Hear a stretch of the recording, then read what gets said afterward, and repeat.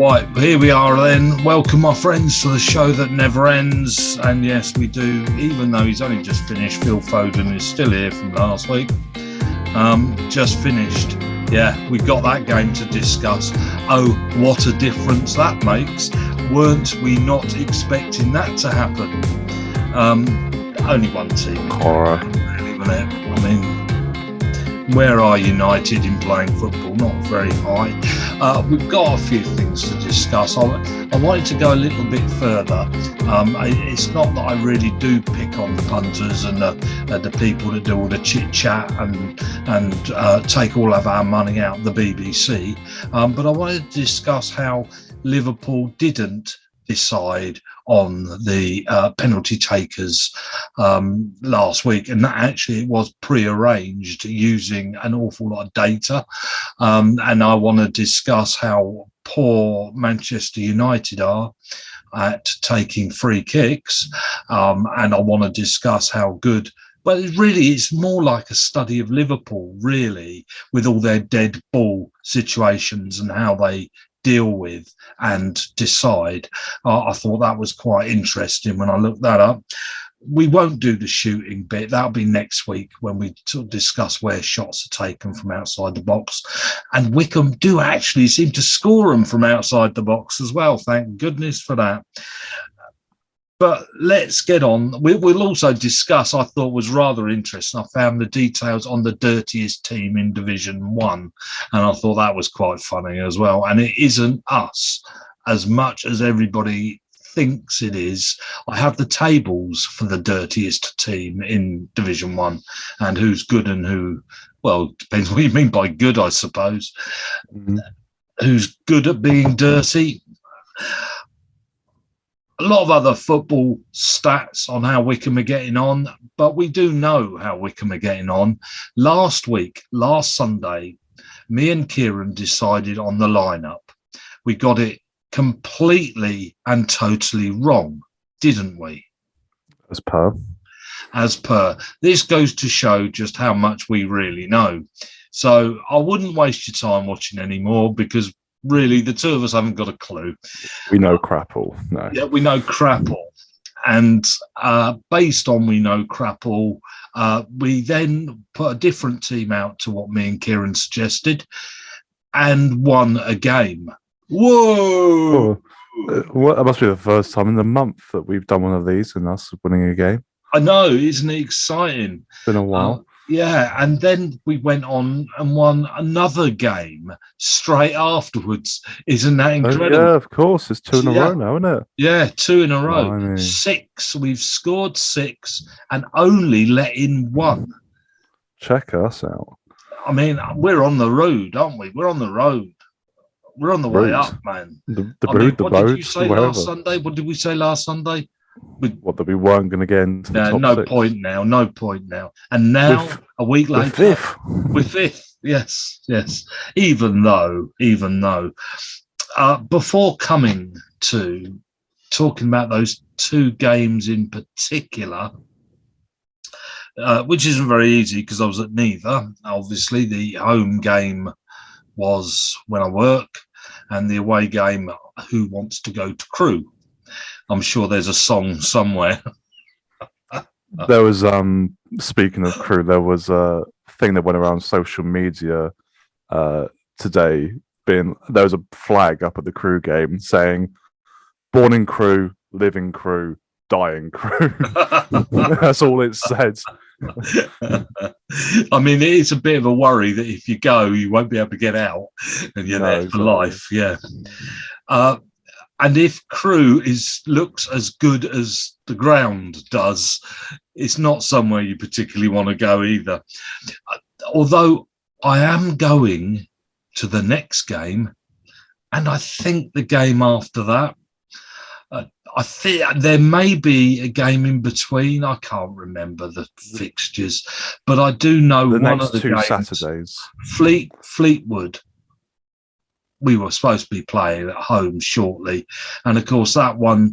I know this is funny. It is, yeah. It's Tuesday the 15th. That's a Tuesday. Yeah, they've moved it because Fleetwood, can you believe, have international players.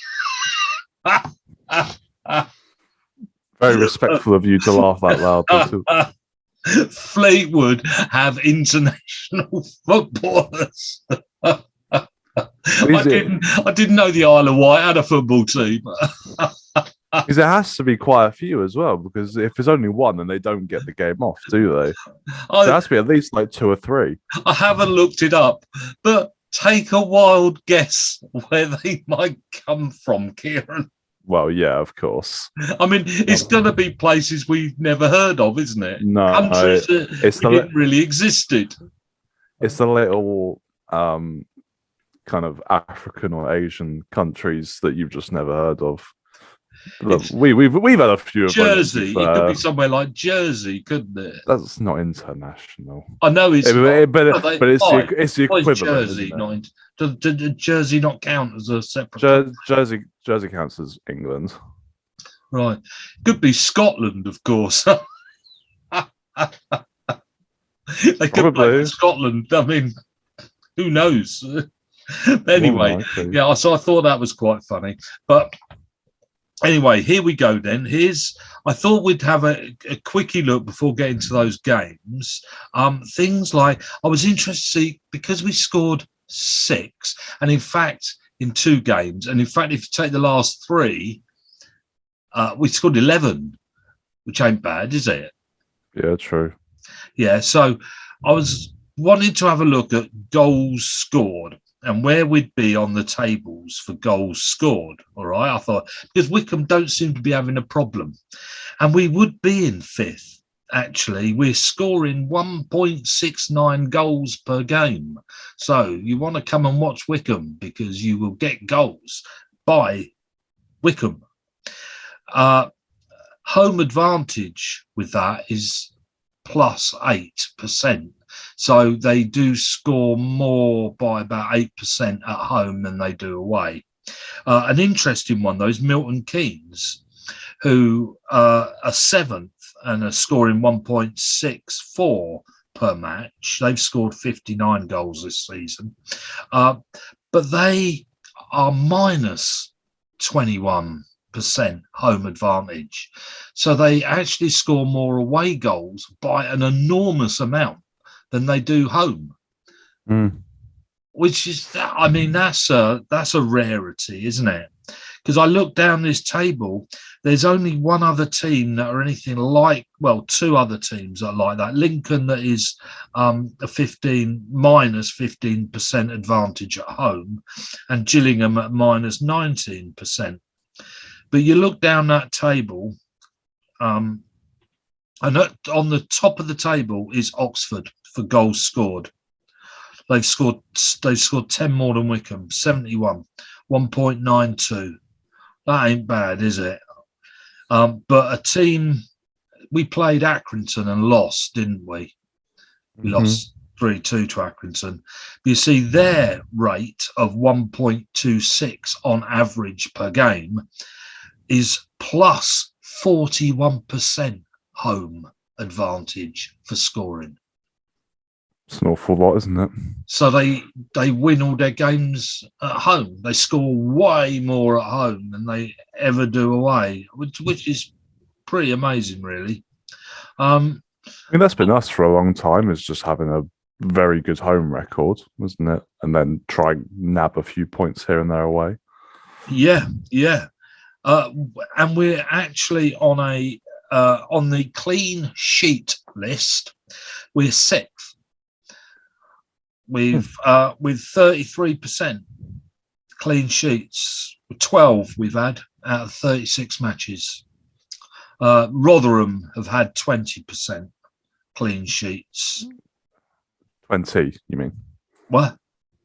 You said 20%. Yeah, 20. Oh, sorry, yes, I meant 20. Yeah, which is 56% of their games they've kept clean sheets. That's going to get you promoted, isn't it? but Portsmouth are coming in 2nd on clean sheets with 44%. But obviously they're not scoring goals. No. You see, or just the games they are winning. Yeah, and other ones are being absolutely thrashed by. Yeah.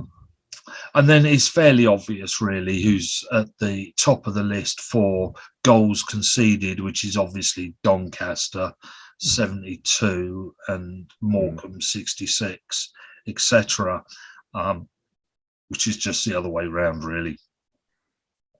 I was also interested, as per Bore, expected goals, and Wycombe. What did I say? We score 1.62. Yeah. Well, Wycombe's expected goal rate is 1.71, which meaning we're actually putting away the goals we're expected to score from where we are. We're not messing them up. Well, I'd argue we mess up a few, but overall, yeah. But overall, we're scoring the goals we should score. Yeah. Which is very good, actually. So we're coming in fourth on that, fourth on the table. And the sad part is this is where Accrington mess it up, because they're third on that table with 1.71, and they're not scoring anything like that overall. Not very good at finishing. No, but we are supposed to be scoring a lot more at home than we do, with 1.92. But and last but not least, unless you want to look up sort of things like attendance and predictions and failed to score and that sort of thing, I'll just look up the last 6 form rate, because I think this shows who's on our heels. And what game have we got coming up? Portsmouth. I just put my ticket for Portsmouth. Yeah. They're actually top of the table for the last 6 matches with 16 points. Milton Keynes second with 14 points out of 6 games. Wigan, Oxford, followed by Ipswich. So there's a dodgy one we got to keep an eye on. Yeah. Ipswich, they're doing all right. Bolton, Plymouth, Sheffield Wednesday, Cheltenham, Rotherham have only picked up 11 points out of 6 games. Accrington, Stanley, and Wycombe. So we are actually middle of the table, even though it seems like we've had a pretty horrible time. Well, I think those last 2 games without that, haven't they? Yeah, and poor old Sunderland is down there at 17th with 6 points out of the last 6 games. Yeah, it has to be said that Portsmouth, if they were to win their games in hand, would only be a point behind us. So it is a very important game. Aren't they all now, in fact? Aren't they all? Yeah. Aren't they all? When it comes to this end of the season, every game's considered a cup final. They love to use that phrase, don't they? But it kind of is. Yeah, yeah. So there we go. We've looked at that league and who we got to watch and who we haven't got to watch. I guess well, no. I mean, how many games have we've only failed to actually score 7 in 7 games? You know, so pretty good. Yeah. That's not bad, is it? Whereas poor old sort of Doncaster haven't scored in 17 of theirs. That's nearly half of them. So there's that interesting little number. So shall we get to the games then? The 2 games we didn't see. Well, let's go with the lineups first. We spoke about we wanted a back 4, didn't we? Or did we? Depend. I don't think so. But because, dependent on who we had, we'd go with back 4. Right, because that's exactly what you did do. And the second thing worth mentioning is he played with the same team twice. Yeah. The team that won 3-0 was exactly the team he put out on Saturday, which is good. Stick with it, please, is what I ask. Stick with what wins, with the confidence.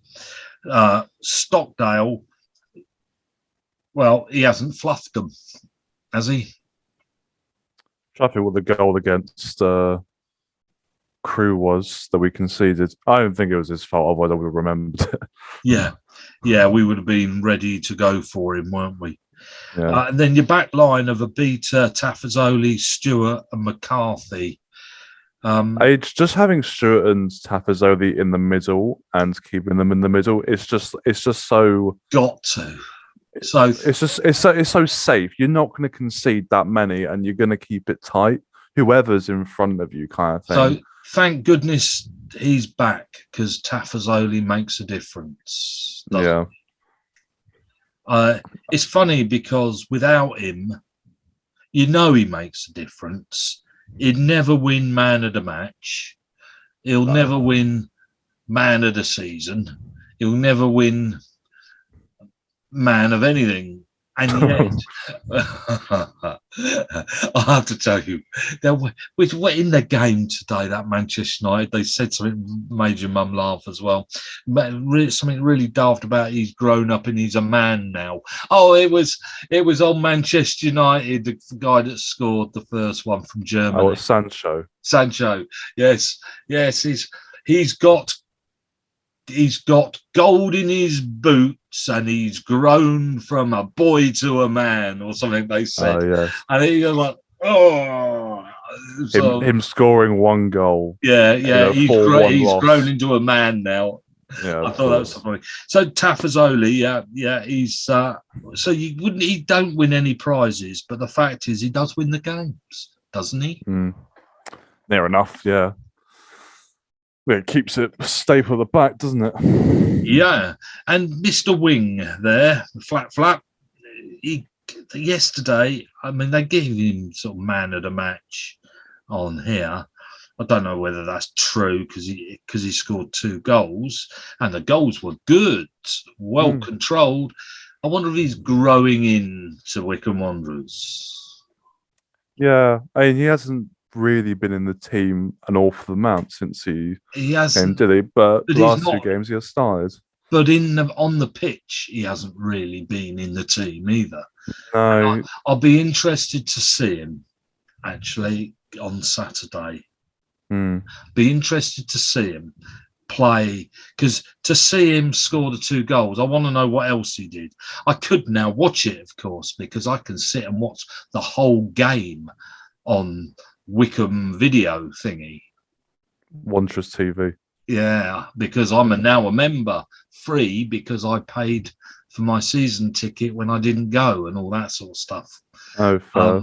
So I'm allowed to now watch the games 48 hours later for 90 minutes. Yeah, you got to do that? You got plenty of time, I suppose. Yeah, I mean, I'm a nerd already, and so I mean, even I couldn't do that. I did watch the Cambridge. It was then we beat 3-0, wasn't it? Yeah, I did watch that game up until we scored all 3 goals. What, 85 minutes? Oh no, two goals. So you watched 15 minutes? Yeah, fine. Yeah. And then our friend on the really great, they reply so many times, is good. I like reading what people have to say. It's nice to know people actually bother to listen. Not many, though. I noticed 19, I think, got round to accidentally finding us on YouTube. It's probably people have worked out that we actually don't know a lot. That's right. Probably. I don't know. That's right. No, it isn't. But he said about Mehmeti, and sure enough, he's in there. And McCleary. We said about McCleary as well. Yeah, and Horgan's in there. You can play Horgan along with those 2. He's normally pretty good. Yeah, I'm fairly sure those were the 3. Like the front 4 that we had there is the front 4 we normally had at the start of the season. Yeah. So I'm more than happy with that. Yeah, I'd stick with that because I was never happy with. I was thinking Finney came on because I was looking at their bench, and I was asking, who the hell's Finney? Yeah, but anyway, Wheeler, I'm glad he's not in the team. But Hanlon, you see, wasn't playing. No. And see, I'd fit him in. But it isn't our problem. We're scoring. They still scored 3 in 2 games. Yeah. And to have Hanlon on a bench, I mean, bloody hell. To be honest, I mean, he couldn't fit on there. Could he go instead of Horgan, maybe? No, wrong type of player. I mean, realistically, this is the team I was keeping until until the end of the season, as long as you can. Because looking at who's on the bench, I know Jacobson would normally be there as well. But I think this is just the most stable and safe team that we have that is the most likely to get you a result, in my opinion. Maybe Grimmer for McCarthy if you want to. But apart from that, there's no reason to change it, in my opinion. No, I'd leave it. They've won 2 games, only let in 1 goal. I'd leave it. Yeah, I mean, the only problem if you want to try and get Hannon and Kai in, I mean, you can do that by bringing them on later in games, but if you want to start them, it's always been a bit awkward trying to fit them 2 in and Vokes. It's never kind of fit too well. I mean, we've got a problem in that we've got 2 really good footballers that you would start normally in a Wycombe Wanderers team. Yeah. Be really excited about. But you don't want to upset what works. No. I'd leave it alone. I wouldn't touch it. We're not having a problem scoring goals. That isn't the problem. So I mean, yeah, just going back to like the stats from the Crewe game, for example, we've gone back to just like having our 30 to 40% possession, but still having so many more shots than they did and being so much more clinical than they were. More big chances. Yeah. Like that's the Wycombe that works, and we know works. So I'd just stick with it, and it's the same for the Cambridge game. So I agree. I did think though, watching the Cambridge game, the first 15 minutes I thought was interesting, and that was having just watched the Liverpool game. When was that? Liverpool Saturday night. And then seeing sort of, I don't know when it was, I sat and watched the Cambridge thing. That was only a couple of days ago, but I actually managed to see a bit more than 1 minute, you know. And I thought that game could have gone either way in the before we scored a goal. It was crap football. It was shocking football. It was just kicking it backwards, forwards, all over the place. It was just, there was no structure in that game from either Wycombe or Cambridge. I thought it was shocking. And then Wycombe scored. And then things settled down and it became Wycombe's game. But it could easily have gone the other way, I thought. Wycombe were not the better team when they scored. I thought both teams were bad. And I wonder whether that being the Cambridge game, I would be interested to know what the Crewe game like. I'm allowed to now watch the whole game, so I might actually just watch the first 15 minutes. And I mean, we scored early in that one as well, didn't we? Yeah. Okay. Moving on then. Did we talk about the dirtiest team? No, didn't say who it was. Okay. So, is there any more to talk about Wycombe except to congratulate Ainsworth? He did reach his 500th. Big up before getting sacked. So, congratulations to him, because I wouldn't have thought I would think that's a very small little group of men that reach that point. Is there? Especially for one club, yeah. Yeah. Shall I quickly look up how many Ferguson had for United just to kind of compare. Judge the two. Yeah. Well, who did better for their? Well, as long as he leaves them in a clubs. better state than Ferguson left Man United, I won't be worried. Oh, well, Ferguson managed 2,155. Right, so he's here for how long more? So another 1,500 games then. How many years has he been at Wycombe? Is it over 10 now? He's been manager, or is it like 8 or 9? I thought it was 9, something like that, wasn't it? So he's had to manage them for 36 more years, 36 years.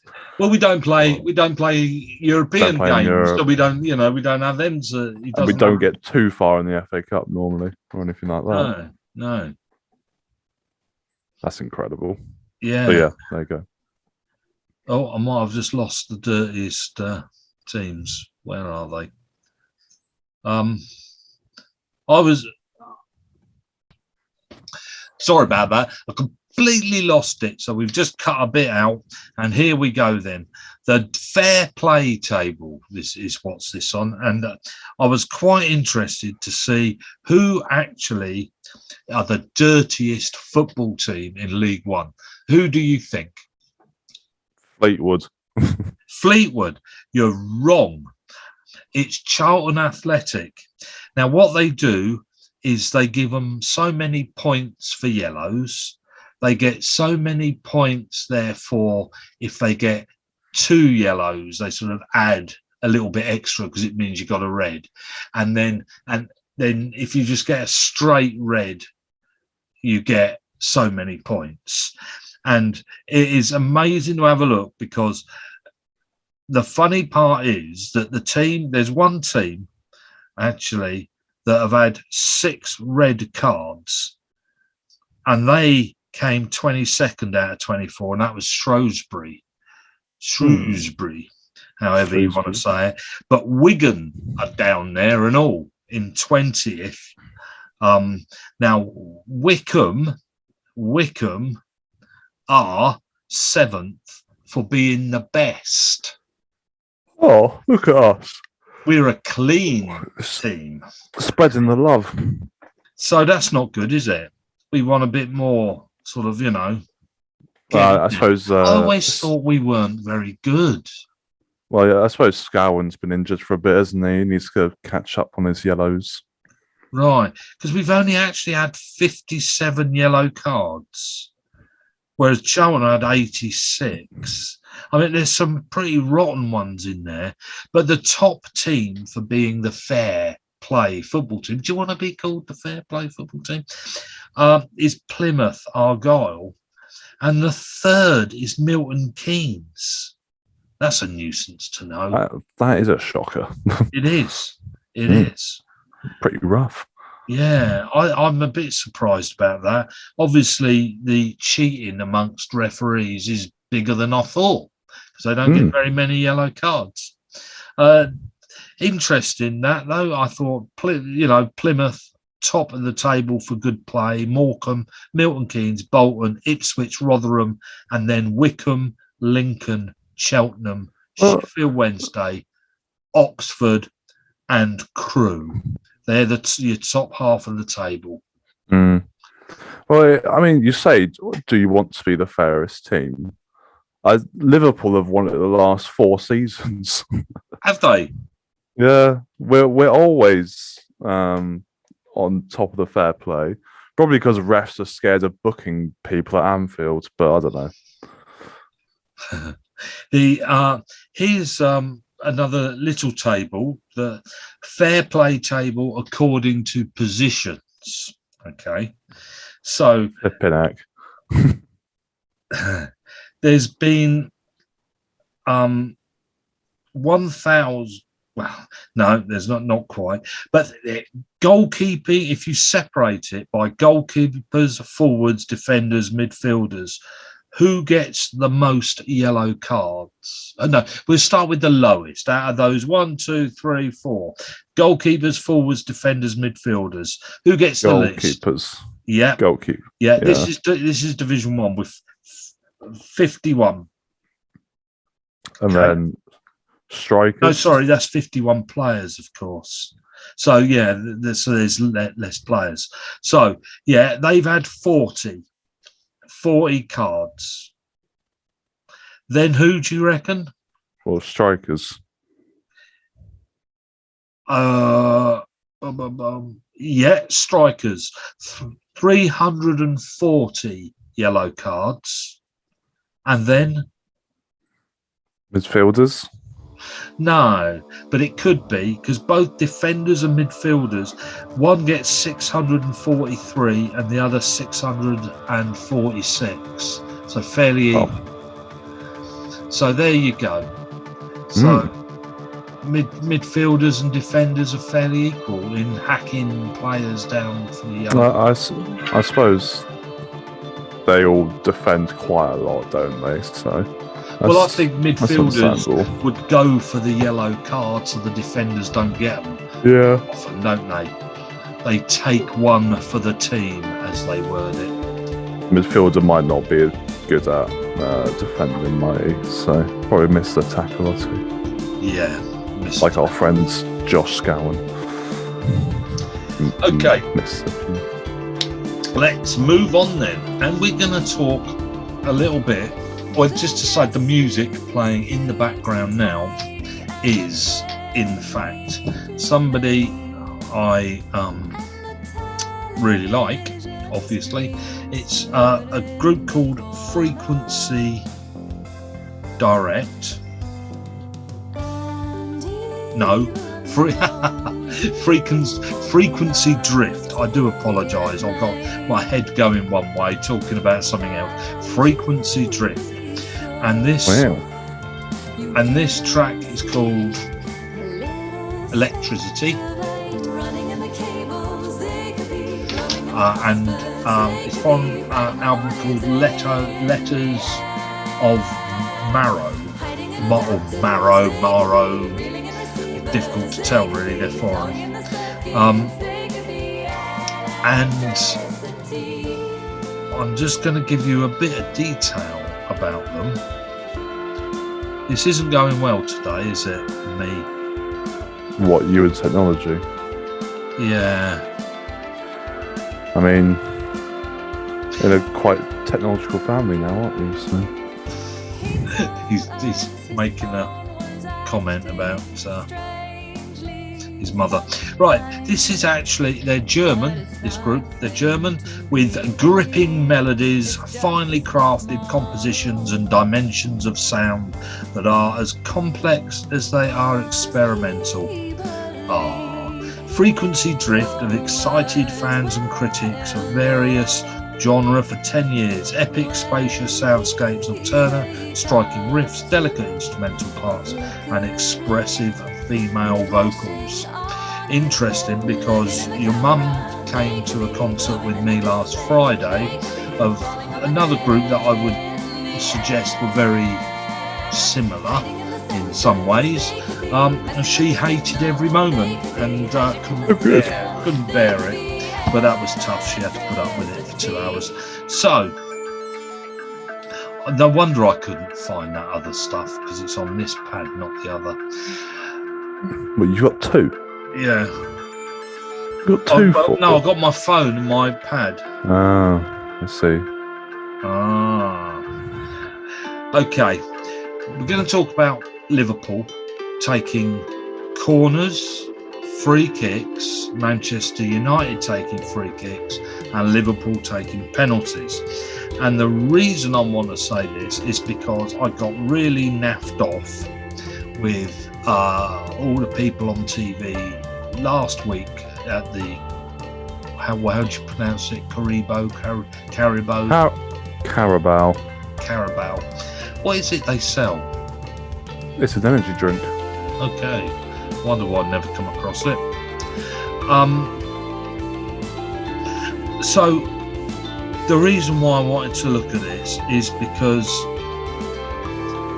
they made some comment about the Liverpool now deciding in the area who's going to take the first one, and up steps James Milner to take the first kick, and they're all on about, he's not going to get, they're not going to get to him, etc., etc. Well, in fact,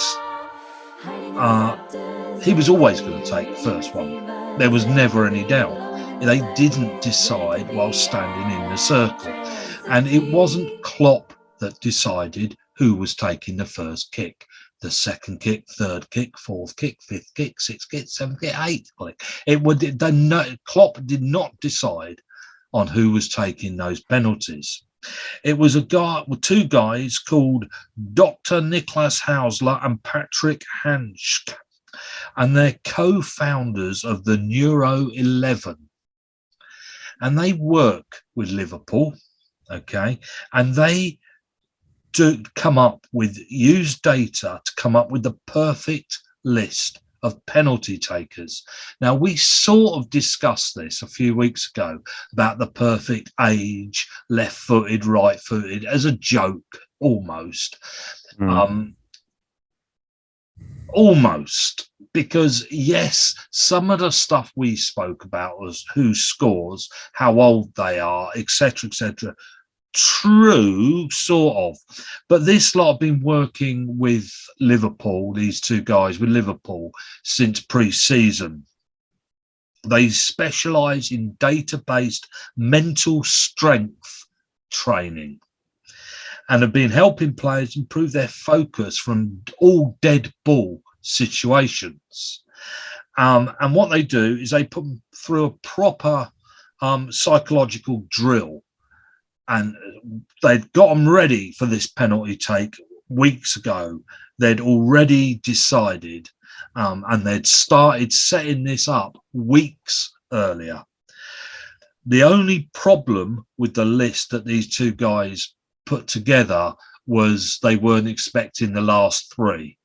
And so the last three were a little bit of a problem, which is why, last three, well, 3 players plus goalkeeper, because only 7 of the players that they'd been checking and testing and doing the work on were actually on the football pitch. But they thought that'd be enough. Oh dear, what a mistake.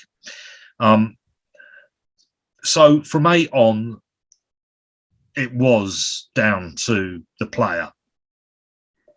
Now, what they did was they put little on their heads and they're checking how they're thinking, what they're doing, and they're doing basically doing a brain scan on them as they take penalties to work out what they're thinking.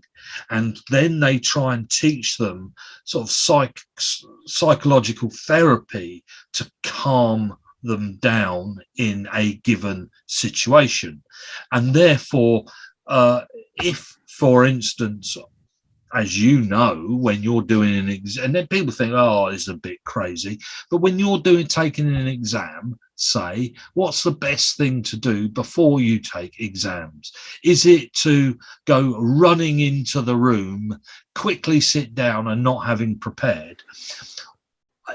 Or is it to prepare yourself and be mentally focused on that exam beforehand? Because that's all they're doing, and it's obvious which one is going to give you more chance of passing your exam. You've still got to pass your exam, but when Milner walks up, stands there like that, he's not bothered. He's not bothered. And in fact, when people spoke about which one was it, Van Dyke? Yeah. Yeah. Now, he took the third one, and he looked pretty cool, didn't he? He turned off. He went up there. Old Kepa stood to his right, giving him the goal, didn't he? And then he knows Van Dyke wants to go left. So he stands giving him that whole side. So he knows what he's going to do to try and put him off. The only thing was, they suggested that made Van Dyke think, oh, now what I'm going to do is Van Dijk had already decided what he was going to do. He was under no bother. Kepa could do what he flipping liked on that line. He could have gone, he could have done anything he wanted. Could have put a bloody skirt on. He could have done anything. Van Dijk was as cool as they come because he had been prepared for it. He had done things to calm himself down. He'd, I don't know, for him, maybe stood in that circle and gone off to a beach somewhere in his mind to have a holiday, one of these sort of things. So he'd go strolling up and Kepa could do what he liked. He made not a blind bit of difference. Those first 7 footballers for Liverpool they would not be distracted. And it's probably the same as what Egypt did in AFCON, I'd imagine. Like that, they won like 3 shootouts, wasn't it? And that wasn't going to happen by chance, was it? They did it for a reason. Yeah, probably a similar sort of thing. Yeah, I mean, and now you come to part 2. That's the penalties, but of course this is all about dead ball situations. They've not just been taught how to take penalties. Who are the top goal scorers from corners? Any idea? Who? Liverpool. Now, he says, looking up the details, the same applies. This is free kicks included, set pieces. We'll just look at set pieces in the Football League, okay? And this is in all competitions, but the teams out the Premier League. Liverpool are sitting nicely at the top of that table, having scored 23 goals. Did they score any yesterday? Liverpool? Yeah. No. Right. Well, they've got 23. Manchester City did score one today, didn't they, from a corner? It went over the top. Oh, yes. Yes. Mars. So Manchester City, therefore, are second with 19. But again, if people say, well, this doesn't work, this whole sort of mindset, laying on a couch, sort of go off to sort of, some nice place when you're taking penalties, put yourself in this situation. So if they don't think that works, how to calm down beforehand, then is it luck Liverpool are on top of this table? No. It's not, is it? I mean, how many of those set pieces did that help? It probably helped all of them. How many did it actually score? Well, who knows? Maybe 4, maybe 5, maybe 6. It makes a difference, though, doesn't it? But it makes a difference. And what we do know, and what they have been helped with, if they fluff one, it makes no difference doing the second one because they're taught how to get over things as well. Mane, for instance, people talk about how calm he was when he'd missed things in the African Cup of Nations. Mane had been taught at Liverpool how to take penalties, and they're taught how to take dead ball situations. So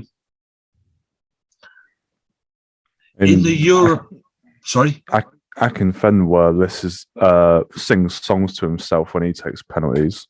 Does he? I remember him talking about the one goal he scored in the Championship. He said he was singing. It was a Disney song. I can't remember what it was called, but he was singing like Disney songs to himself when he took his penalty.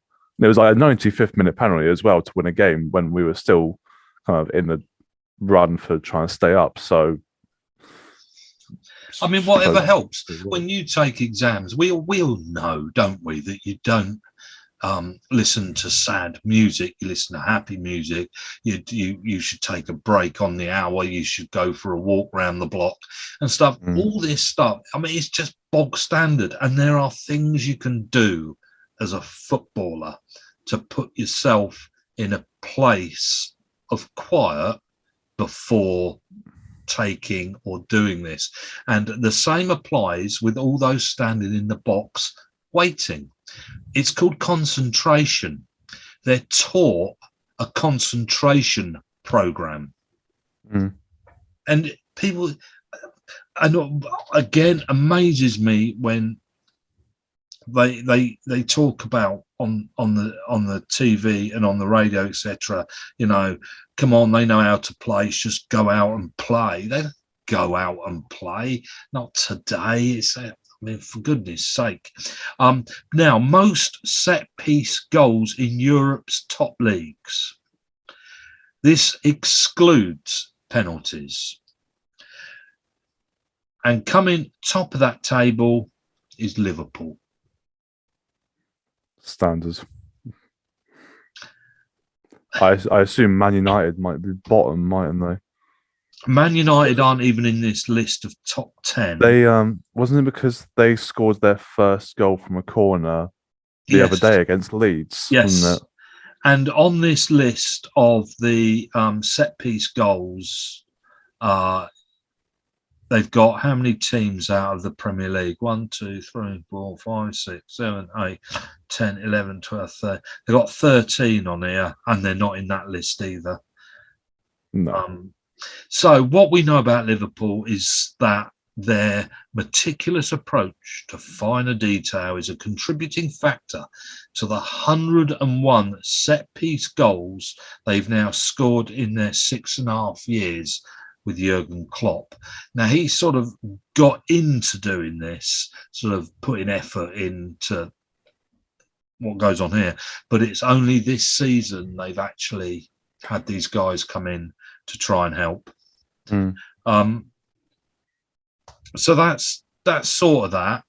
And then moving on from that, we come to Manchester United, and it's a sort of a link. There's two links to what we've just been talking about. And one is there was an analysis done on who should take Manchester United's free kicks in front of goal. And I rather like this because, of course, everybody just presumes, don't they? And we might have mentioned it before, but Cristiano Ronaldo, Bruno Fernandes, and Alex Telles, that's how you pronounce it. Right. Well, it's got quite simply, Ronaldo should probably never be allowed to take a direct free kick ever again. He doesn't score them. Simple as that. Never scores them. They don't go in. And yet people think he should. It was Ian Wright, when Portugal were eliminated out of the Euro 2020, he said something like, I read somewhere that he's got 1 in 50, and that it's a bit of a myth that when he takes it, everybody should watch because it's going to go in the net. Well, actually, whenever he stands up, ready to take one,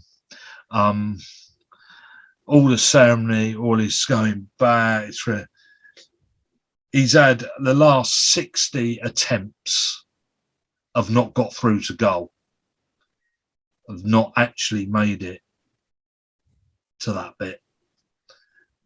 That's been 600 days. That's been over 2 years. They've never actually reached goal.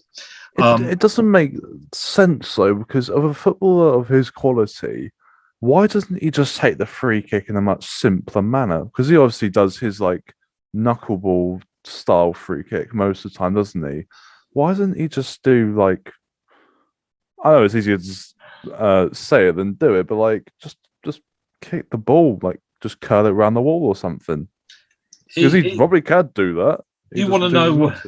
It's the Real Madrid 2017-18 season. He took 15 direct free kicks, no goals. Juventus 18-19. He took 16. These are shots, by the way. 16 free kick shots, scored none. Juventus 19-20 took 19, scored 1. Juventus 2021 took 17, scored none. United 21-22 taken 5, scored none. So he scored 1 in the last 6 years. He scored 1 for Portugal at the Euros. Yeah, this is his. I remember that as well. But so yeah. He obviously shouldn't. Okay.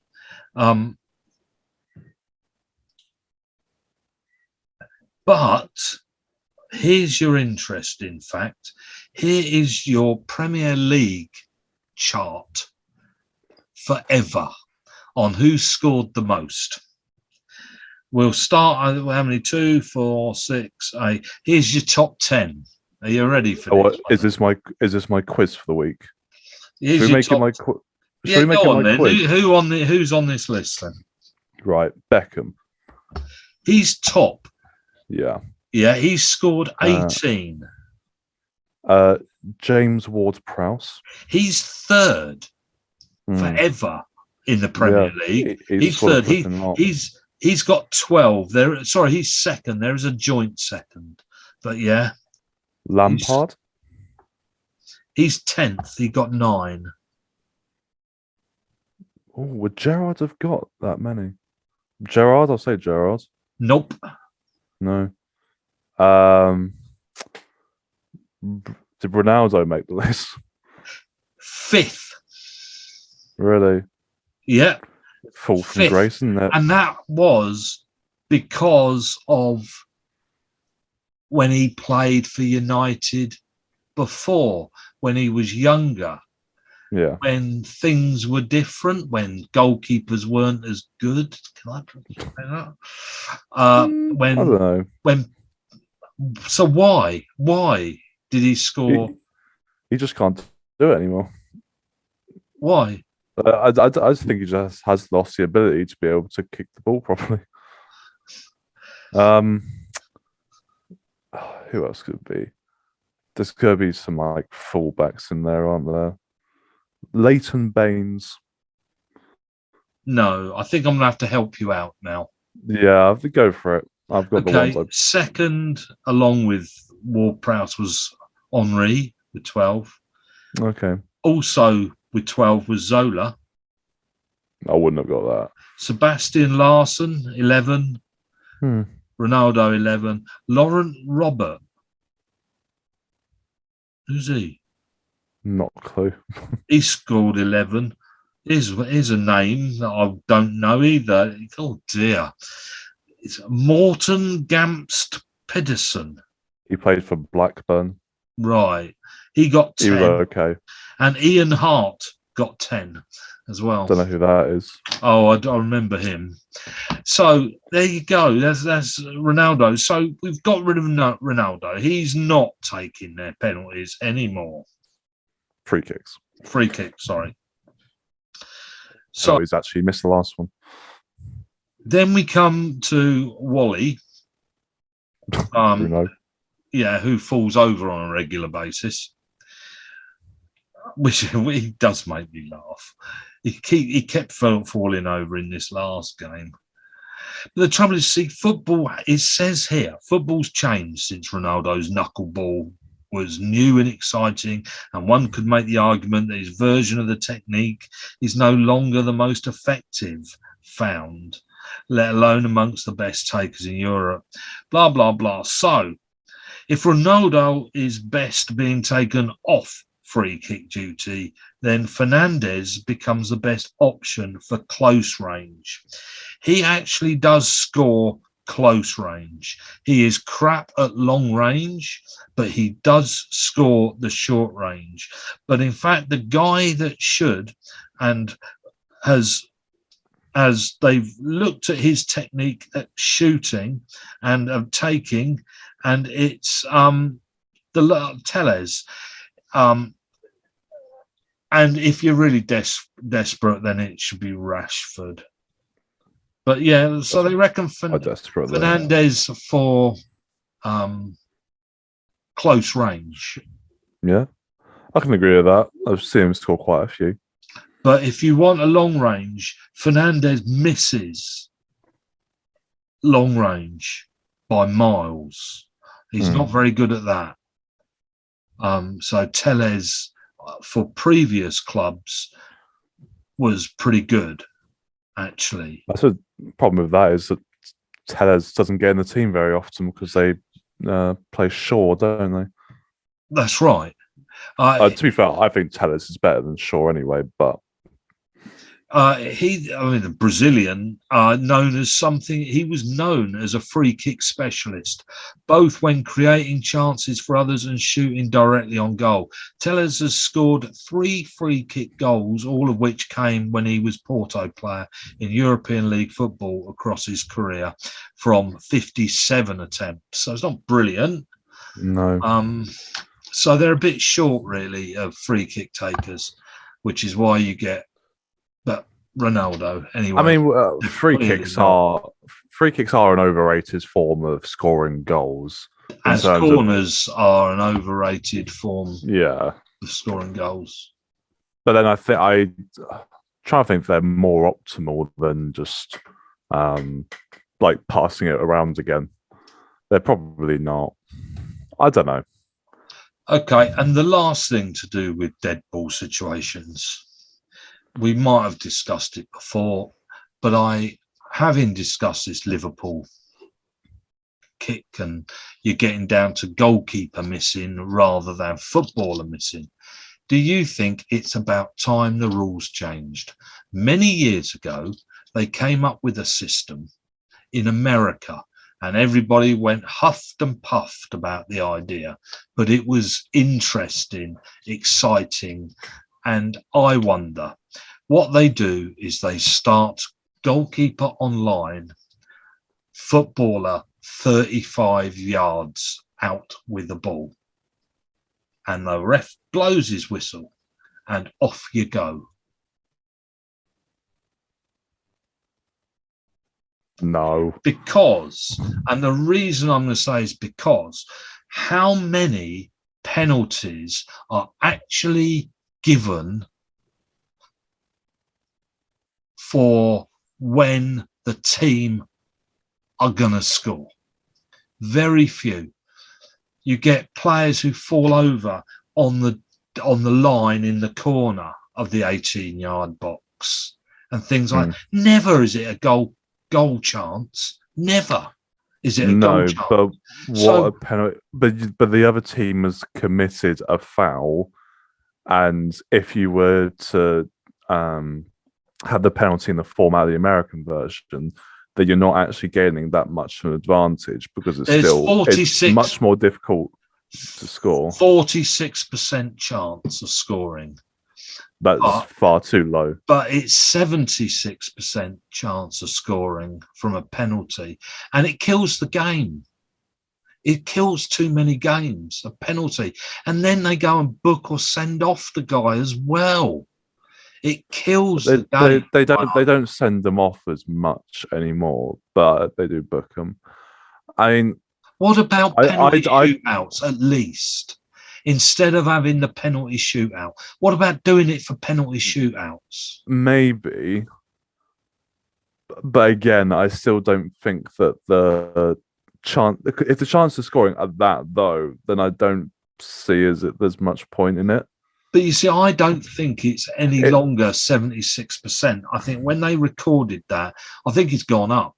The fact that Chelsea scored 10 out of 11 and Liverpool scored 11 out of 11, the chances are missing nowadays. It's penalty shootouts. Boring. It's boring. Just give them the bloody goal. I think it makes it more exciting. You think a penalty is exciting? A penalty shootout is. I mean, I'd say a penalty during a match, there's more chance of missing than a penalty during a penalty shootout, especially for like your top teams in the top club competitions. Because I'd say it's probably roughly like 80 to 85% going during the natural game. Penalty shootouts are a lot more, but I'd say like because it's got to that point, I'd say it's more exciting. So you don't think penalties are too generous a reward for something? I mean, for instance, No, because I still think Bernardo. Yeah, it was Bernardo. The other day, just fell over. He knew he was getting that. He waited for the tackle in a position that he was never gonna have a shot, and he got a penalty and killed the game. He knew he was asking for the free kick, and he knew he was going to get it. And sure enough, it was a foul, but it was never a goal. I suppose the angle you're looking at, but then you're not gaining advantage at all if you're Yes, you are. doing it a bit. There's still not more. A huge amount. He never stood a chance of scoring. Whereas I suppose you're going the chance from the 35-yard line. I suppose you're going more down the hockey route, aren't you? Yeah. Where you get like a corner flick instead of just a standard penalty. Yeah. I can understand it. It would stop diving in the box. I don't know whether it would. Because you'll still try and. I mean, a penalty, whatever you would call it, a 35-yard penalty would still be a little advantage over the situation they would be in. But I don't know. I think that's quite a difficult one to change at this point. They may well. If this becomes impossible for penalties to be missed, then they will change it. But at the moment, I still think enough are missed. Most penalties are given between outside the 6-yard box. Okay, there's virtually no penalties are ever given for something that happened in the 6-yard box. And therefore maybe they need to change the shape of the 18-yard box, so you can't get a penalty in that bottom left-hand corner. Maybe they need to change the shape of the penalty area. What, smaller? Circle, as in a D round the goal. Yeah. Yeah. So, this could be a good drawing. Yeah. Yeah. I know what a circle is, mate. Yeah, I know, but I mean something like that.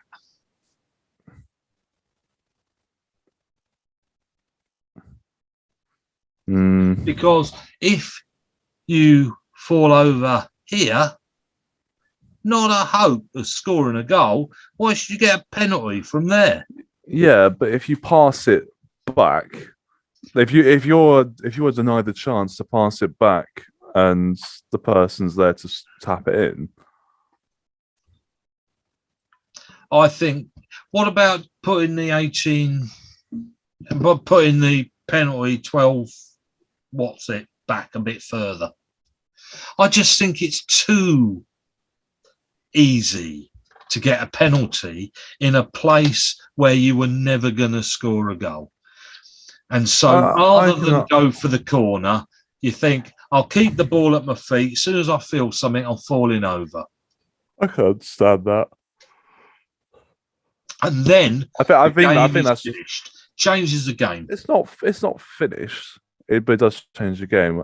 I think that's just down to personal preference more than anything. It could be either. You say it doesn't change the game. Well, I've got the figures here. Well, no, it depends.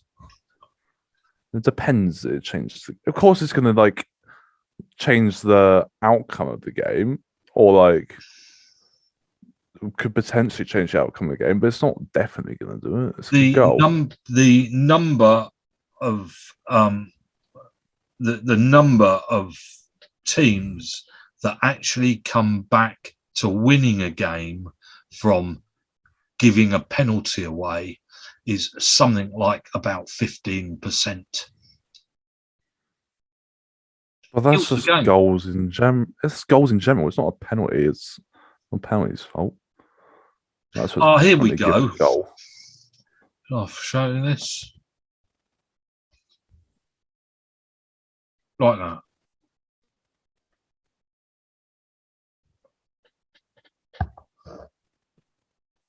Okay. Make that a penalty box. The curve. Yeah. Well, you go and write to FIFA and see what they say. Yeah. You don't think they'd agree with me? Not at the moment, no. I don't think they'd do it. Right, okay. Well, I just it's what more fun as well. More fun. I think it's Put one of the fun rules. back into football. What, is there no fun in football anymore? I think that there are plenty more rules that need changing instead of that one. Okay. What rule would you at the change moment? then? What rule would you change then? I don't know. Actually, I think it's all right. People just like to get very angry at different things. Yeah, but mine's that. I would change that. I really would. That is the one. I get bored with penalties. I get bored with players falling over in daft places because they know it's such a bonus. You're just a old man. Yeah, moody. Well, they tried to bring that American thing in once, and people went ape about we don't want American football over here. And I don't mean American football. I mean American soccer over here. Well, anyway. You wouldn't want it either, would you? Not American. Well, I'll tell you what I'd love about that 35-yard run is it'd be a laugh watching Akinfenwa take a penalty. It'd be a big disadvantage, wouldn't it? It would completely change who you put on a penalty as well, because Jacobson's obviously not going to do it. No, you'd want footballers. Yeah. Well, you skilled. Yeah. Footballers. You wouldn't have many players who would be able to take a decent penalty in that case, would you? No. So ours would probably be Mehmeti or someone like that. That you'd be better off with somebody like that to get around the goalkeeper. Yeah. Okay, moving on then. Football. What would we talking about? Okay, what about the weekend then? Anything fascinate you by the weekend? And then you just pick anything that particularly grabbed your fancy. Coutinho was incredible for Aston Villa. Not that there's a soft spot there, no? Not at all. But it's lovely to see that he's enjoying his football again. Arsenal looks very, very good today. I don't know whether you've seen the goals from the Arsenal game, but some of them were incredibly good. I haven't. Like the Saka and Martin. Well, and Odegaard, to be fair, all of them were like your classic like team goals that you put up for goal of the season, and all of them were that. They were all really good. And Watford scored an overhead kick as well, so that game is definitely worth a watch. I'll watch that later then. I was in an Uber with an Arsenal fan the other day because I've had to get Ubers everywhere just because of my ankle. And my Uber driver was an Arsenal fan. And he was like, "Oh, I'm not sure we're going to get top four in there." I was like, "Mate, you'll be fine." And it has to be said, they are very much in the driving seat for top four now. Because they're miles away, aren't they? They're miles in front. The ones they're in front of, realistically, are Spurs. And they're 6 points in front of Spurs. So, yeah, Arsenal, I back them for top four. And that'd be really good, actually. I'd like to see Arsenal back in the top four, especially with the team they have. Liverpool got lucky. But you at this point... Interesting about what we talked about last week and where West Ham build up down their left-hand side as they attack. I watched that in that game, and you actually saw they passed the ball out, but they passed it out to the left, slowly across the left-hand side of midfield, and then shot up the left-hand side with the ball, and it was that showed you could actually watch it. It was quite interesting after last week, seeing what they did. I felt sorry for Leeds. They did everything they needed to get something out of that game, and they just couldn't finish any of their chances, unfortunately. It bodes well for their new manager. Yeah, would you think he's made an impact straight away? Did you think you saw it? Because I think I did. Because he played a different formation. A little bit of an impact, but not hugely. He played a 4-2-2-2.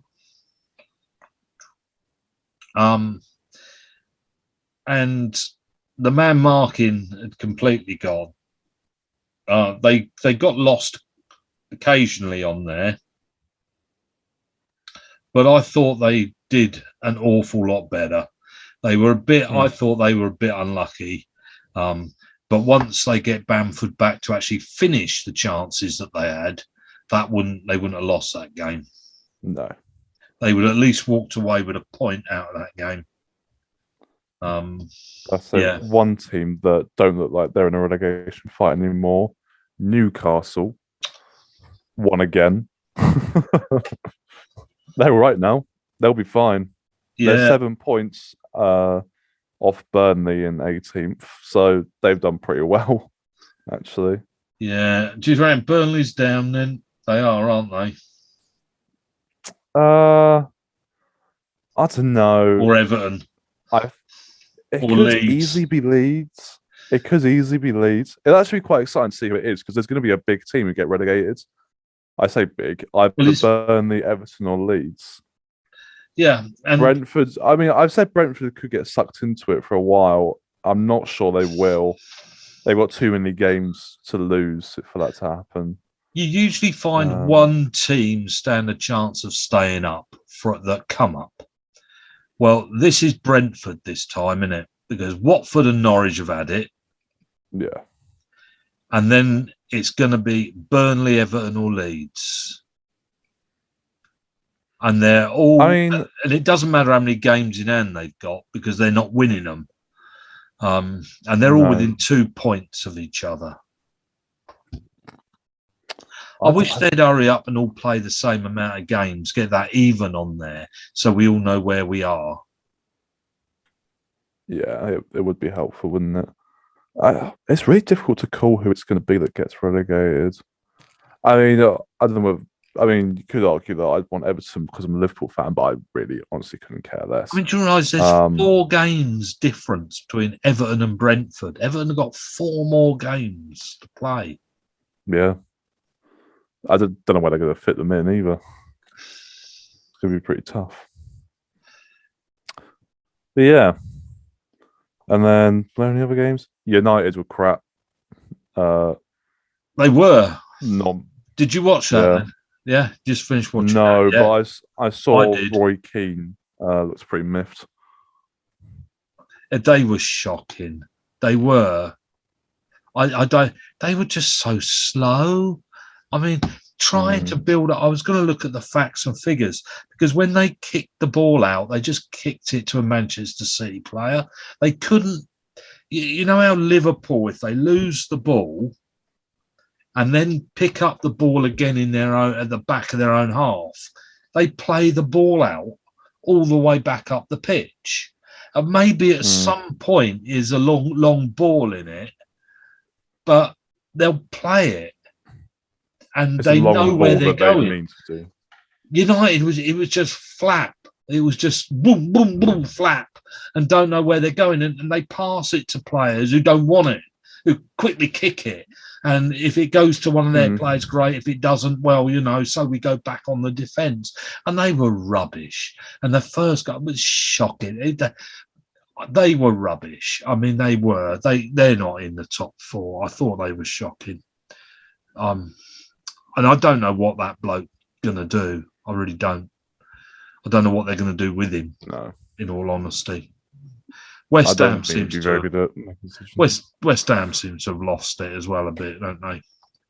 They have a bit, haven't they? they've drawn a couple and lost a couple that they really shouldn't have done. So yeah, that they may well get Europa League, but they're not going to get top four. As I say, I think Arsenal will now. And last but not, I do want to ask about Brentford a little bit, because Tony scored that trick, and our friend Ericsson was in that team. So they've got those two back in that team now, or Tony back in the team and Ericsson in the team. Is that enough? That'll be enough, won't it? I think it probably will be. They've got a kind of stapled enough team and safe enough team that they're not going to lose all of their games, and they will pick up more points. So I mean, in their little run, they've got Burnley next. In fact, to get a few more points away from them. And then they got Leicester, Chelsea, West Ham. Then they got Watford. So they do have, and Leeds and Everton are their last two games. So they do have the 4 games they need to beat everybody around them to keep themselves out. So they're all 6-pointers, aren't they? They got the lot there. For all the four teams below them. Okay, then. So we'll give it a miss from here, and I will get on and read all that stuff about kicking the ball from where when you shoot from outside the box. And I think we'll come to an end there. And like I said, playing in the background is a German band called Frequency Drift. This album actually came out a little bit long time ago, isn't it? About 2 years ago. Love it, though. See what you think. You can buy it off of Bandcamp if you go online, or from Amazon, or wherever. Anyway, Kieran, say goodbye. Oh, goodbye. And just before you say goodbye, who are we playing next, Wycombe? Rotherham. And what's the score? And I'll be there. Yeah. 3-2 Wycombe. Really? Probably not, but we'll give it a go. I'm going to go 2-1 Wycombe, because I can't see Wycombe not letting a goal in against Rotherham. We've got to beat them. We'll beat them. No problem. Won't be. We'll be all right. So anyway, sorry. Say goodbye, Wycombe. Kieran. Say goodbye, Wycombe. Say goodbye, Wycombe. Say goodbye, Portsmouth. Ryan, and goodbye from me.